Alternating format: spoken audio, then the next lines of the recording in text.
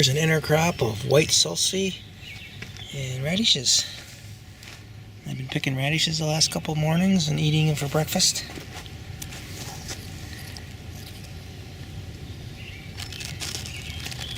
And probably in a week, all these radishes will be gone and it'll just be salsify. And I've made use of this bed while the salsify is growing. Ain't that cool? Doesn't seem to affect the salsify at all. They're just little grasses here coming up between the radish leaves. Yeah. We get 40 to 50 mile an hour winds coming from the east from this tropical depression Cristobal.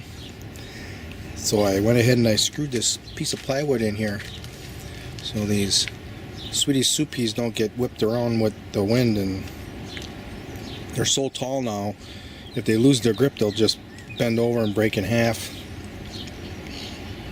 That's just something different. This is wind from tropical depression Cristobal.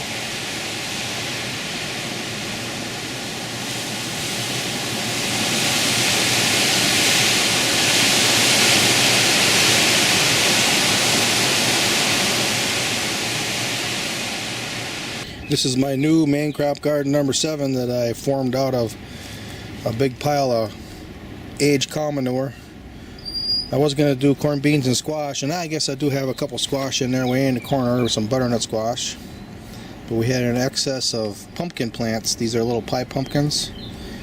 So it's going to be corn, beans, and pumpkins. Horseradish blossoming. Surrounded by Jerusalem artichokes. So those large leaves are able to get enough sunlight when the artichokes are totally engulfing it in shade. Another one over there mixed up with Sweet Williams.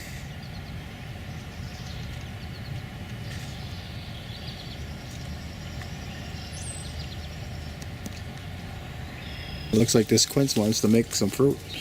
Look at that.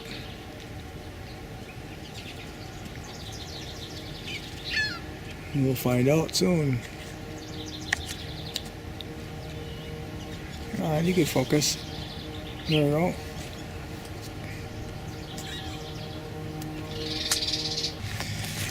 Here's my box at the garden rental place. And I had turnips in here, and the turnips were totally ate by the flea beetles. I had 2 lineups of onions, and one I harvested. I forgot one here. Actually, this is my second trip today, because I had to apprise what situation the box was in, and it was pretty weedy. I weeded it, harvested the onions, and then I dug a little trough here.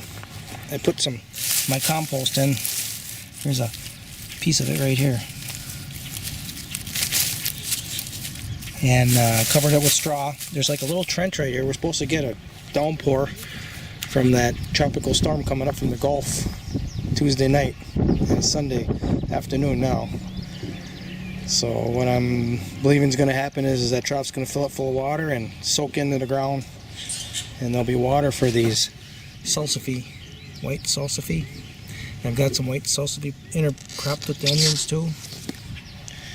And I'm going to come back here after the heat wave is over and plant, I'm pretty sure, I'm still thinking a little bit, but I think I'm going to plant celeriac in here. And right on the edge here I'm going to put a 2-foot high plywood backing, and I'm going to plant hot peppers in front of it, intercropped with these onions. And that backstop should keep the cold north wind off. And we'll get a crop of hot peppers. The skirret and the climbing peas are doing really very well inside of our little circle bed.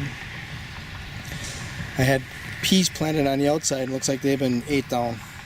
So there definitely are critters here that I've got to be mindful of.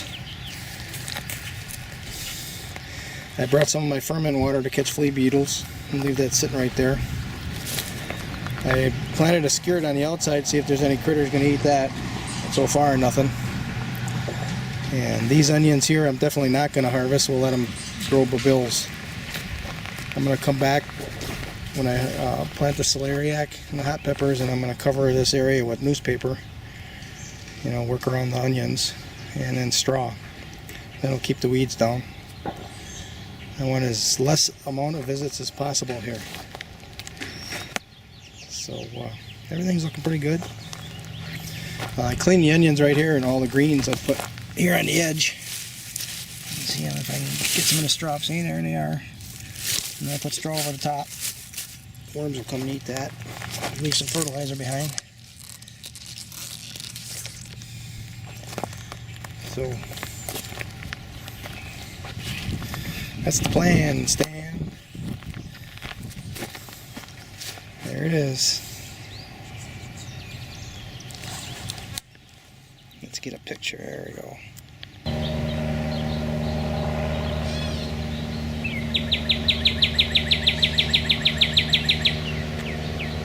Delightful.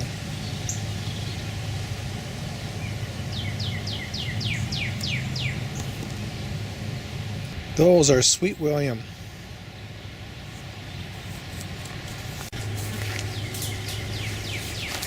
There's a woodchuck fight back here.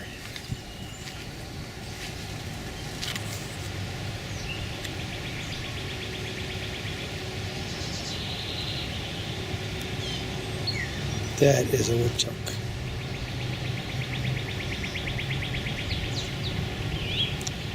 He wants to eat my garden.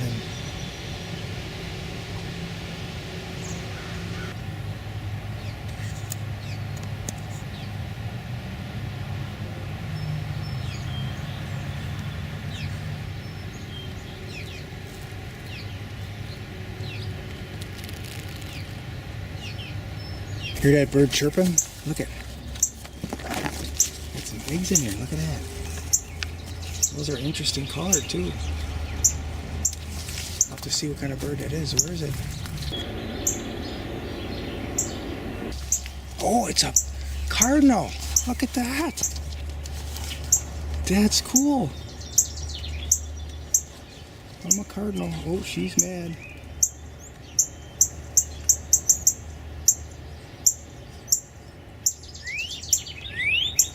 There's Daddy.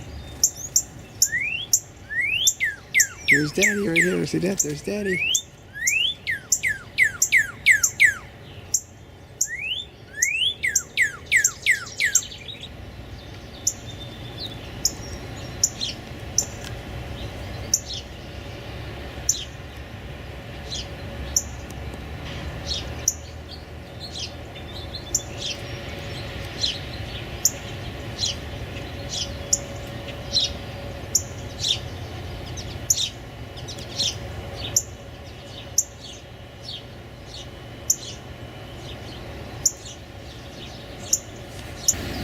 I used to have a staggered row of garlic here right at the edge of the path.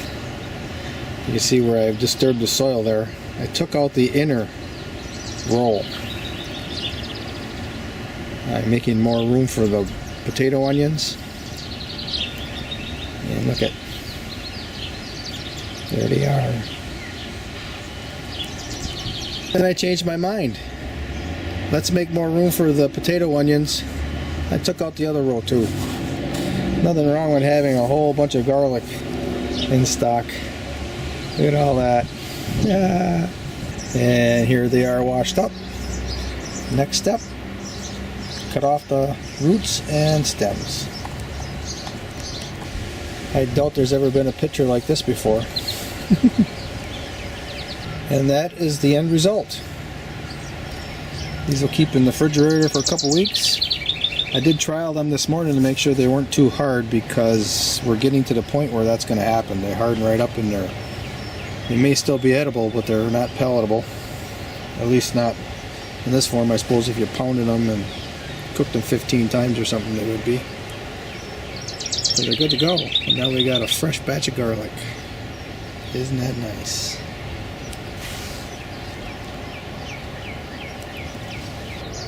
My pot overfloweth with garlic, and since my cup does not overfloweth, I am going back in the house and get some coffee.